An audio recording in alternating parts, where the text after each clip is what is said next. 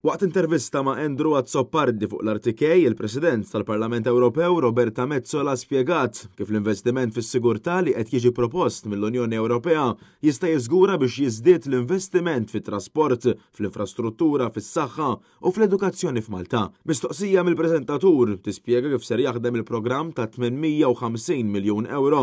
L-MP tal-Partit Nazzjonalista spjegat li numru ta' pajjiżi diġà bdew jippjanaw kif ser jagħmlu użu minn dawn il-fondi sabiex jinvestu, pereżempju fl-infrastruttura, ispjegat kif Malta tista' tagħmel użu minn dawn il-fondi. Jekk inti tonfoq investiment, jista' jkun pereżempju aħna ninvestu fil-mita, ninvestu fl-airports, ninvestu fil-port il-kbir, ġifieri llum qed naraw x'qed isir fil-Baħar l-Aħmar li kieku ma jkollniex is-sigurtà fil-port il-kbir, min jaf x'jiġri. Apparti minn hekk, Roberta Metsola appellat lill-Gvern ta' Roberta Bela sabiex ma jibqax jopponi dan it-tip ta' investiment. Mela jekk jien nixtieq ngħin u lis-soldati tiegħi ma narmihomx u ma ngħidilhomx isma' jien Commander in Chief jiena ġejt naqgħod minnek u mort is-Super One jew il-ħadd fil-każin tal-Partit Laburista għodtilhom jien mhux fuq xejn għax Roberta Metsola qaltilna l-oppost.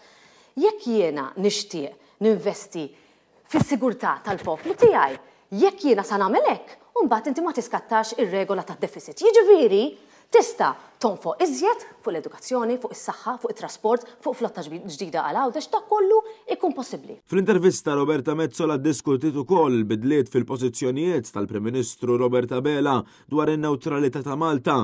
Dan apparti li tkellmet ukoll fuq il-ħidma tagħha fil-Partit Nazzjonalista u kif ser tkun ta' spalla sabiex il-Partit Nazzjonalista jġib il-bidla li l-pajjiż tant għandu bżonn.